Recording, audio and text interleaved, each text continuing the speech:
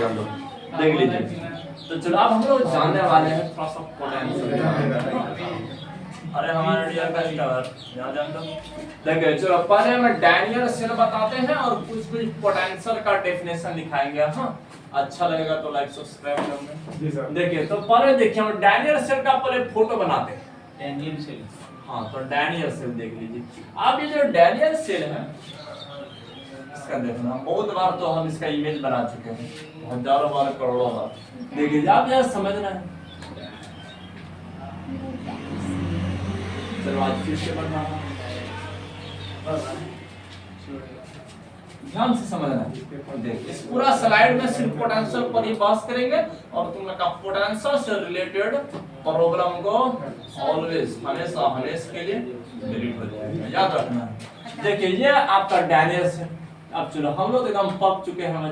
देखिए इसको zinc electrode लेना है और ये वाला को क्या लेना है, कॉपर इलेक्ट्रोड लेना है। और बीच में देखिए एक सॉल्ट ब्रिज का यूज किया जाता है, बीच में एक सॉल्ट ब्रिज का यूज किया जाता है। अरे याद है लो, और इसमें कॉपर का वायर होता है जो कि स्विच की मदद से और एक वोल्ट मीटर की मदद से जुड़ा हुआ रहता है।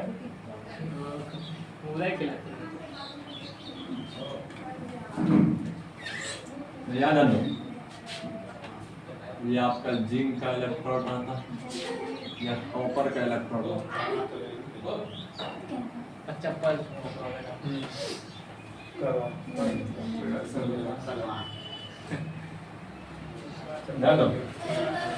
तो चलो अब यहाँ तक हम लोग पूरा बात समझ चुके। आप जानते हो इस जिंक इलेक्ट्रोड पर जब ये पॉजिटिव चार्ज को जब रिलीज कर रहे थे, जब ये जिंक 2+ आयन को रिलीज कर रहे थे, समझ रहा है बात, जब ये जिंक 2+ आयन को रिलीज कर रहे थे, जब ये जिंक 2+ आयन को क्या कर रहे थे, रिलीज कर रहे थे, तो इसके ऊपर नेगेटिव चार्ज बनता जा रहा था। कौन सा चार्ज, नेगेटिव चार्ज बनता जा रहा। तो नेगेटिव का मतलब जानते हो क्या हुआ, बताओ क्या हुआ इसका मतलब। इसका हुआ इस इलेक्ट्रोलाइट, ये जो लिक्विड है इसके रिस्पेक्ट में इसका पोटेंशियल नेगेटिव हो गया, इसके रिस्पेक्ट में इसका पोटेंशियल क्या हो गया, नेगेटिव।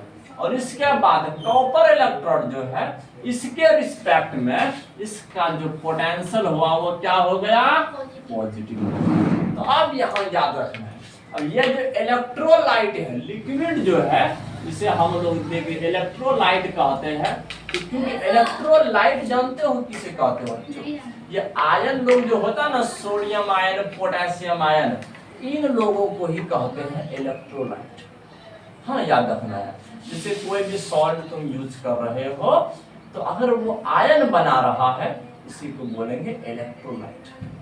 अगर जो कंप्लीटली डिसोसिएट हो रहा है लिक्विड में, 100% टूट करके पॉजिटिव आयन और नेगेटिव आयन बना रहा है तो उसे स्ट्रॉन्ग इलेक्ट्रोलाइट कहते हैं। और जो हल्का फुल्का टूट रहा है जैसे कार्बोक्सिलिक एसिड सबके जैसा खड़ूस है और उसके जैसा टूट रहा है तो उसे कहेंगे, उसे क्या कहेंगे बच्चों, अभी क्या बताएं, हाँ तो उसे कहते हैं वीक इलेक्ट्रोलाइट। क्या कहते हैं, मतलब वीक का मतलब कमजोर वाला होता है, पार्शियली डिसोसिएट होता है, और स्ट्रांग वाला इलेक्ट्रोलाइट होता है ये तो समय क्या कहते हैं, कंप्लीटली डिसोसिएट होता है, पूरा ढंग से ये टूटता है, वो हल्का फुल्का टूटता है। हाँ देखिए आप यहाँ समझना है, इस इलेक्ट्रोलाइट के रिस्पेक्ट में इस इलेक्ट्रोड का क्या कहते हैं, पोटेंशियल क्या हो गया, नेगेटिव हो गया। क्या हो गया, नेगेटिव हो गया। बिल्कुल याद रखना है, ये सारे बात बच्चों लकीर का फकीर है। और इसका जो पोटेंशियल है वो इलेक्ट्रोलाइट के रिस्पेक्ट में क्या हो गया,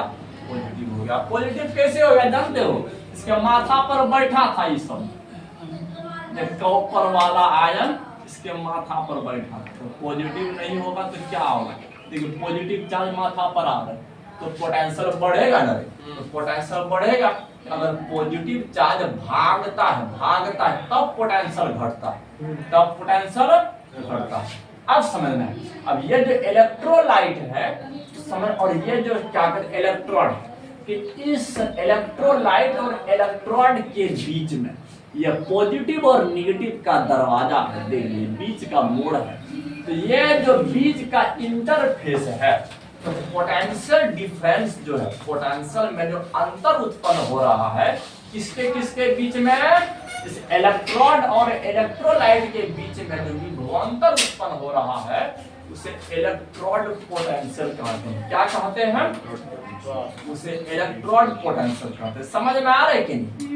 potential difference between electrode and electrolyte, जो पोटेंशियल में जो अंतर उत्पन्न होता है इलेक्ट्रोड और इलेक्ट्रोलाइट के बीच में, उसी को कहते हैं इलेक्ट्रोड पोटेंशियल। उसी को क्या कहते हैं? इलेक्ट्रोड पोटेंशियल कहते हैं। ये सब बात को याद रखना बच्चों, देख लीजिए। तो देखिए अगर एग्जाम में आ जाएगा डिफाइन इलेक्ट्रोड पोटेंशियल, अपने दादा और दादी का नाम लिख देना, देख लीजिए। इसलिए कहते हैं समझा करो बात, इलेक्ट्रोड पोटेंशियल। देखिए अगर एग्जाम में आ जाएगा इलेक्ट्रोड पोटेंशियल को डिफाइन करें, सिंपल लिख देना, विभवांतर है potential difference, potential difference, potential difference between किसके किसके बीच में बच्चों, देख अमेरिका और ईरान के बीच में नहीं, तो बिटवीन याद रखना electrolyte, between electrolyte and electrode, electrolyte and electrode. तो बिल्कुल ये सब डेफिनेशन याद है। इलेक्ट्रोलाइट और इलेक्ट्रोड के बीच में जो पोटेंशियल डिफरेंस होगा उसी को क्या कहेंगे? अरे यहाँ खोपड़ी लगा रे, उसी को क्या कहेंगे? हाँ, उसी को इलेक्ट्रोड पोटेंशियल कहते हैं। अब थोड़ा सा हम एक बात ये बात बता देते हैं। अच्छा, ये जो आयन रिलीज कर रहा था जिंक 2 प्लस आयन, अगर इस आयन का कंसंट्रेशन 1 मोलर हो जाए, कितना हो जाए? 1 मोलर, 1 मोलर हो जाए।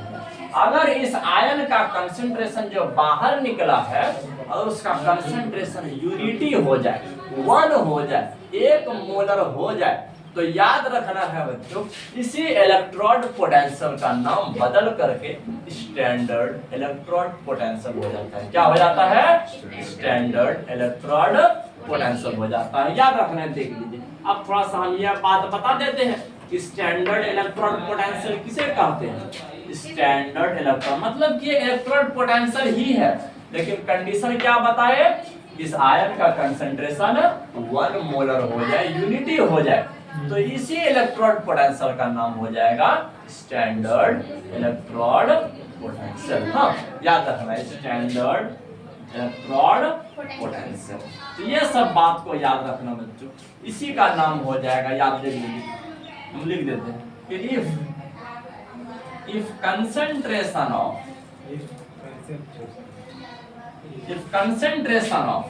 समझ रहे हैं, ऑक्सीडाइजिंग एंड रिड्यूसिंग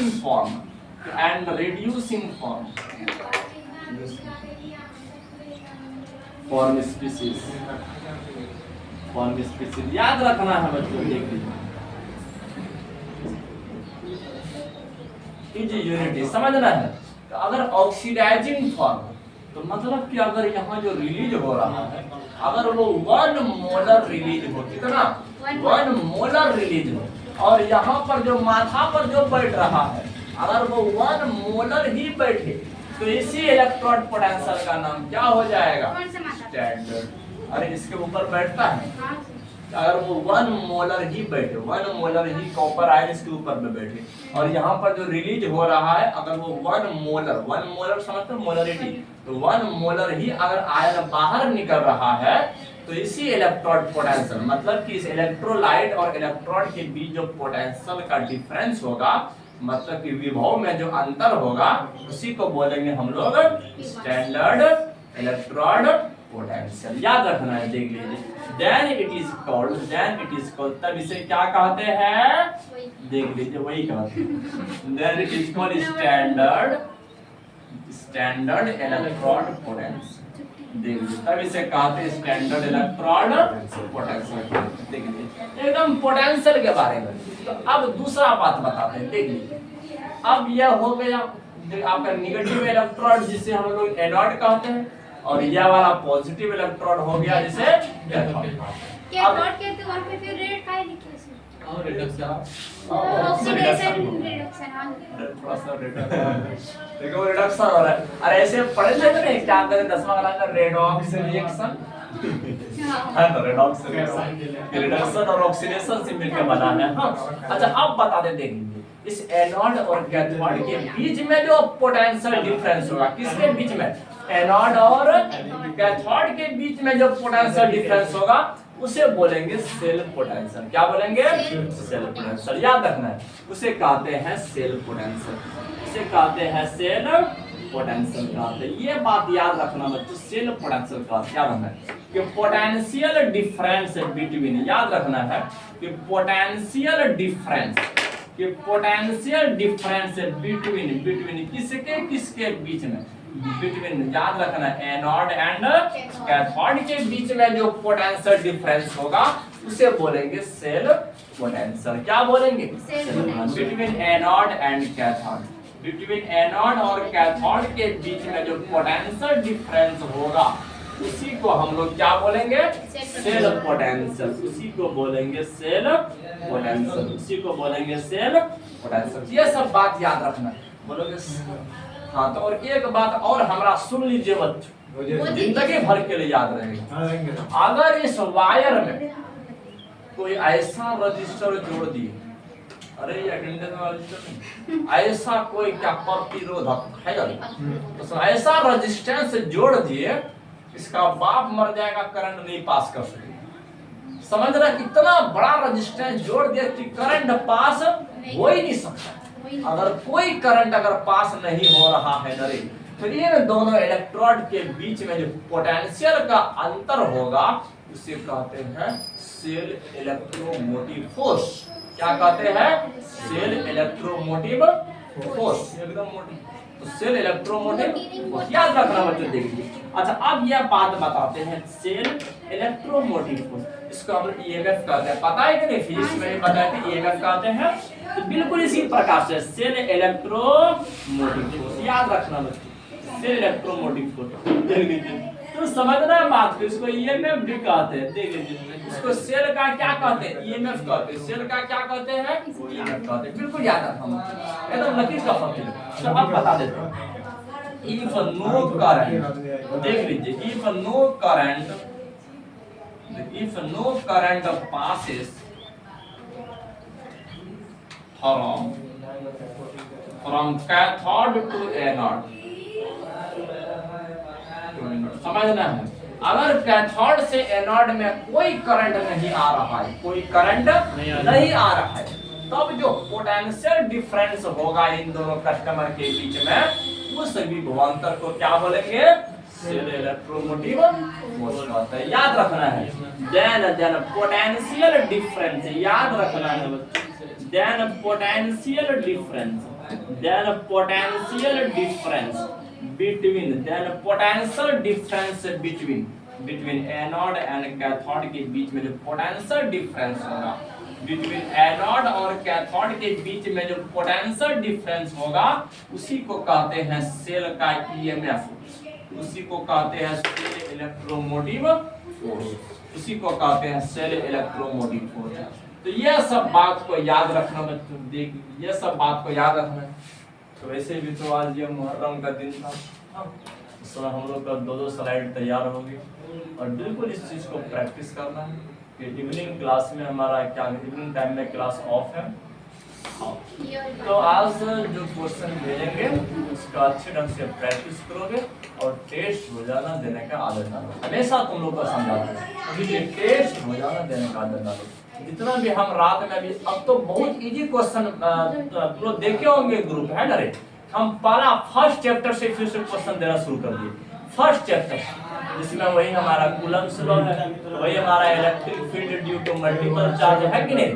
बस एकदम इजी बच्चों कहते कि जस्ट मेरे साथ साथ में चलो, तुम लोग का फिजिक्स केमिस्ट्री और बायोलॉजी ऐसा स्ट्रांग हो जाएगा कि खुद पर विश्वास नहीं होगा कि सर मेरा इतना परसेंटेज आया तो कैसे आया। और एकदम इस बार ठान लीजिए कि हमारा हर स्टूडेंट पिछला साल वाले से ज्यादा परसेंटेज लाएगा। क्योंकि इस साल का हम प्रिपरेशन देख रहे बच्चों बहुत अच्छे ढंग से चल रहा है, क्योंकि पिछला साल तो हमको बोलते बोलते रहे और मुंह का सब लाल धरती का लाल सूख गया था बच्चे, तब रोजाना बोलते थे ना, आज एक सप्ताह के बाद आया एक लाइन लिख के चले गए, 2 सप्ताह के बाद कोई एकदम ध्यान नहीं दे रहा था।